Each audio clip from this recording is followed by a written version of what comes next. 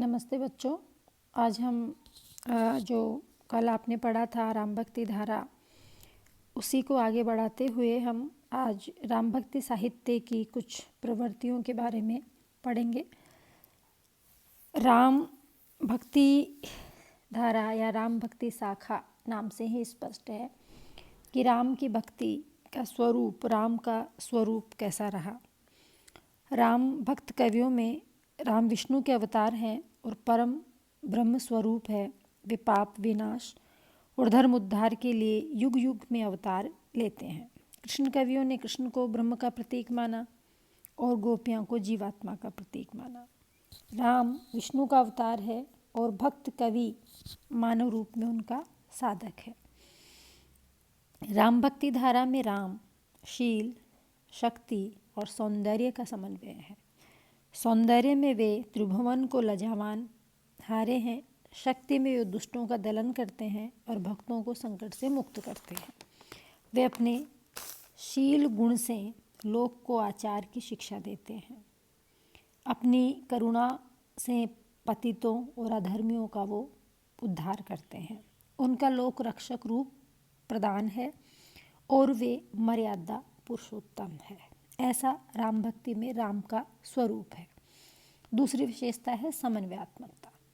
राम काव्य का दृष्टिकोण अत्यंत व्यापक है। उसमें एक विराट समन्वय की चेष्टा है। उसमें न केवल राम की उपासना है बल्कि कृष्ण, शिव, गणेश आदि देवताओं की भी स्तुति की गई है।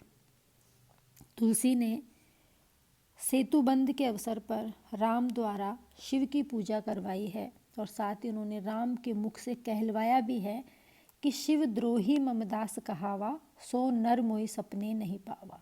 जो शिव का विरोध करता है और मेरी आराधना करता है वो मुझे सपने में भी प्राप्त नहीं कर सकता। तो सीधे सीधे रूप से शैव और वैष्णव का समन्वय, राम भक्ति इसमें श्रेष्ठ है। ज्ञान, भक्ति और कर्म के बीच समन्वय स्थापित करने का सुंदर प्रयास राम भक्ति कवियों ने किया। सगुणवाद और निर्गुणवाद में एक रूपता बताई। तीसरी विशेषता अगर हम आए तो लोक संग्रह की भावना, लोक कल्याण की भावना। जीवन में अनेक भूमियाँ प्रस्तुत की गई। ग्रस्त जीवन की उपेक्षा नहीं की बल्कि लोक सेवा और आदर्श ग्रस्त राम सीता को उपस्थित करके जीवन स्तर को ऊंचा उठाने का प्रयास किया। राम काव्य में आदर्श पक्ष अत्यंत उच्च है। राम आदर्श पुत्र है, वे आदर्श राजा भी है। सीता आदर्श पत्नी है, कौशल्या आदर्श माता है, लक्ष्मण और भरत आदर्श भाई है, हनुमान आदर्श सेवक है। राजा, प्रजा, पिता, पुत्र, पति, पत्नी, भाई भाई, स्वामी, सेवक, पड़ोसी पड़ोसी के सुंदर संबंधों पर राम भक्ति धारा में जोर दिया गया। राम मर्यादा पुरुषोत्तम है। उनकी प्रतिष्ठा उनके जीवन का अथॉरिटी है, भक्ति का स्वरूप। आगे हम बढ़ते हैं तो राम का चरित्र त्रिलोकातिशय है। राम भक्त कवि राम के शील, शक्ति और सौंदर्य पे मुग्ध है। यही कारण है कि राम भक्त कवि ने अपने और राम के बीच सेवक सेव्य भाव का स्वीकार किया है। दूसरे शब्दों में हम कह सकते हैं कि दास्य भाव की भक्ति। जो कवि है वो दास है। निसंदेह राम भक्ति को सर्वश्रेष्ठ बताया गया है, किंतु अन्य देवी देवताओं की पूजा भी यहाँ पर अस्वीकृत नहीं है। राम भक्त कवि ज्ञान और कर्म की अलग अलग महत्ता स्वीकार करते हुए भक्ति को श्रेष्ठ मानते हैं।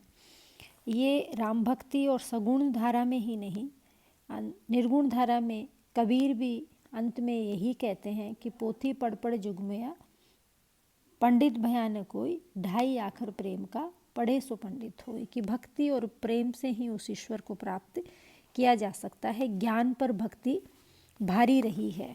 ये निर्गुण में भी रहा और सगुण में भी रहा। नवदा भक्ति, राम भक्त कवियों की भक्ति वेदी कोटि में आती है। इसमें नवदा भक्ति के सभी अंगों का विधान इसमें किया गया है। ये जो भक्त है राम भक्त, वो विशिष्ट अद्वैतवाद से प्रभावित है। जीव भी सत्य है क्योंकि वह ब्रह्म का अंश है। जीव और ब्रह्म में अंश और अंशी का भाव है, दोनों एक दूसरे के बिना अधूरे हैं। राम कथा अत्यंत व्यापक है, इसमें जीवन की विविधताओं का सहज समावेश हुआ है। राम काव्य जो है उसमें भक्ति के साथ साथ राम मर्यादा पुरुषोत्तम है और भक्त कवि भी मर्यादावादी है। साहित्य में श्रृंगार रस के संयोग और वियोग पक्षों का उतना वर्णन नहीं हुआ है, फिर भी राम भक्ति में रसिक संप्रदाय में श्रृंगार रस का यथेष्ट परिपाक हुआ। तुलसी के साहित्य में विशेषकर रामचरित्र मानस में सभी रसों का समावेश है। ये बात आपको याद रखनी है।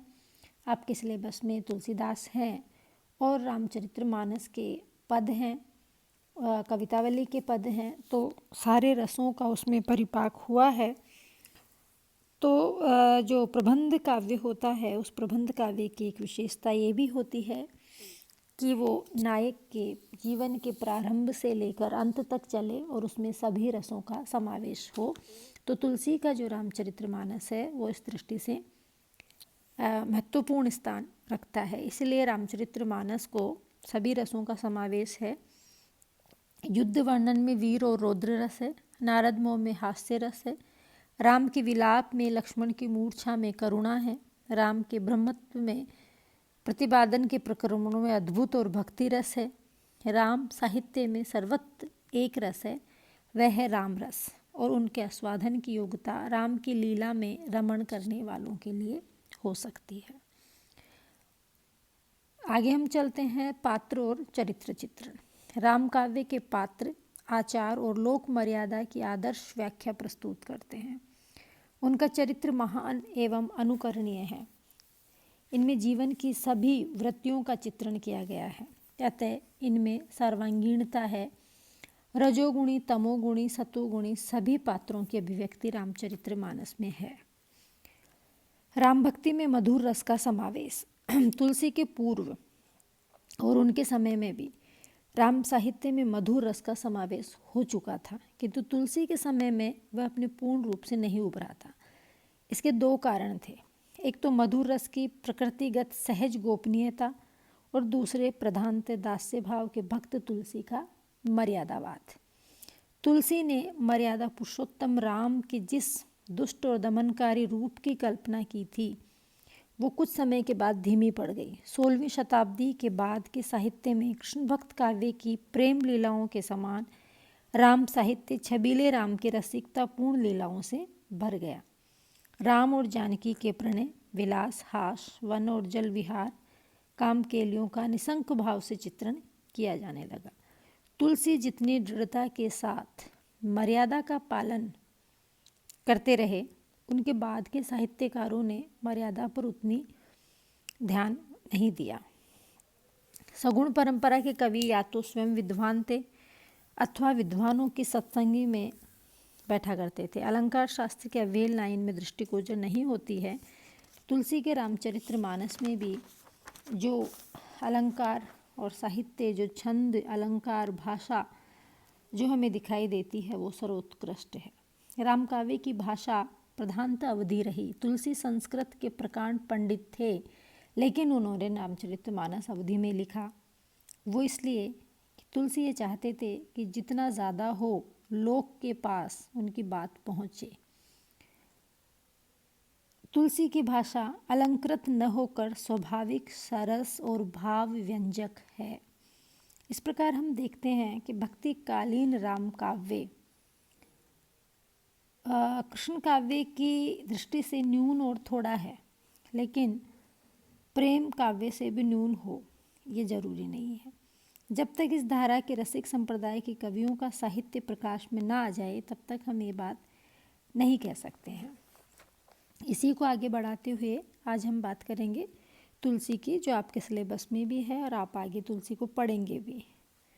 तुलसी के जन्म, जीवन, व्रत, माता पिता, इनके बारे में तो आपको कहीं पर भी मिल जाएगा। तुलसी की रचनाओं के बारे में भी मिल जाएगा। जो महत्वपूर्ण बात है तुलसी की वो ये है कि लोकनायक तुलसीदास की समन्वय भावना, और ये प्रश्न आपके बनता भी है और कई बार आता भी है अधिकतर आता है कि तुलसी के समन्वय को समझाइए। भारतीय दर्शन और संस्कृति विभिन्न विरोधी तत्वों के सुंदर समन्वय में समस्या का हल ढूंढती है। यही भारत का पाश्चात्य जगत से मौलिक अंतर है और यही भारत की विशेषता भी है। तुलसी भारतीय संस्कृति के एक ज्वलंत प्रतीक है। मुगल शासन के सबसे बड़े व्यक्ति हैं और कदाचित महात्मा बुद्ध के पश्चात भारत के सबसे बड़े लोकनायक। तुलसी ने जिस समाज को देखा वो समाज बड़ा ही अजीब सा था। तुलसी के ग्रंथों से इस बात का आभास हमें मिल जाता है कि उस समय का समाज किसी ऊंचे आदर्श पर नहीं चल रहा था, बल्कि लोग उच्च स्तर के लोग विलासता में चूर थे और निचले स्तर के लोग अशिक्षित थे। पंडितों और ज्ञानियों का समाज से कोई सरोकार नहीं था। जाति पाति की प्रथा बहुत ज़्यादा कठोर होती जा रही थी। समाज में आत्मरक्षा के अतिरिक्त सावधानता के कारण कसाव आ चुका था। सामाजिक मर्यादाओं का खुलकर अतिक्रमण हो रहा था। उस समय जीवन एक संघर्ष न रहकर पलायन का पर्याय बनता जा रहा था। लोगों में निराशा की भावना आती जा रही थी। उधर देश का धार्मिक क्षेत्र नाना प्रकार के संप्रदायों और अखाड़ों से भर चुका था। तुलसी लिखते हैं कि एक तो कलिकाल था, दूसरे उसमें अनेक सूल थे। वेद और धर्म दूर हो चुके थे। भूप भूमि चोर बन चुके थे। सज्जन लोग सर्वत्र दुखित और व्यथित थे। तो तुलसी आचार्य द्विवेदी ने कहा कि लोकनायक वही हो सकता है जो समन्वय कर सके, क्योंकि भारतीय जनता में नाना प्रकार की परस्पर विरोधी संस्कृतियाँ, साधनाएं, जातियाँ, आचार, निष्ठा और विचार पद्धतियाँ प्रचलित है। बुद्धदेव समन्वयकारी थे। गीता में समन्वय की चेष्टा है। तुलसीदास भी समन्वयकारी थे।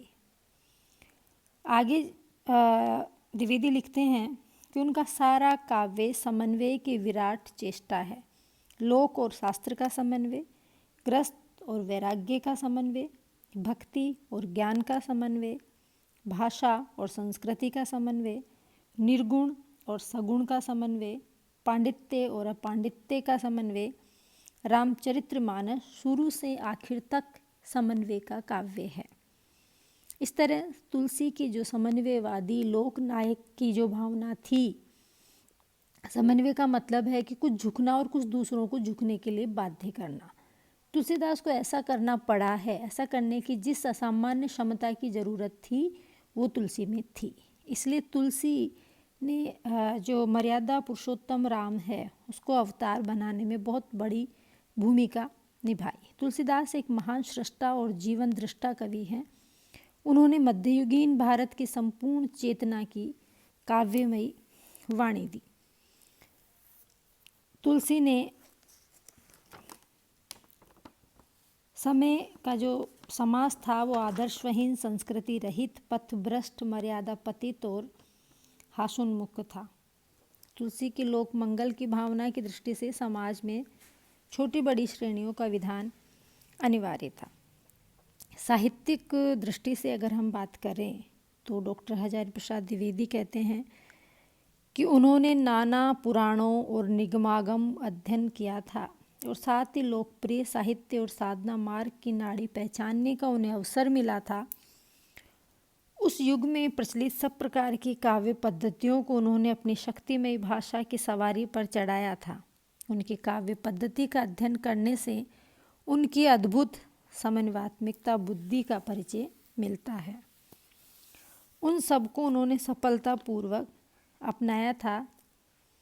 इस तरह तुलसी ने उस शैली को भी अपनाया जो उस वक्त जनमानस के लिए जरूरी थी। जनता के प्रतिनिधि कवि तुलसी। गोस्वामी तुलसीदास के संबंध में आचार्य शुक्ल कहते हैं कि भारतीय जनता का प्रतिनिधि कवि यदि किसी को कह सकते हैं तो वो तुलसी महानुभाव को ही। इसमें व्यक्तिगत साधना के साथ लोक धर्म की अत्यंत उज्ज्वल छटा वर्तमान है। निसंदेह तुलसी पहले भक्त हैं, बाद में और कुछ। उन्होंने स्वांत सुखाई साहित्य की सृष्टि की पर वह सर्व सुखाई सिद्ध हुई। उनकी कविता का दृष्टिकोण अत्यंत व्यापक और उदात्त है। तुलसी के बारे में हम आगे पढ़ेंगे दूसरे वीडियो में। आज इतना ही।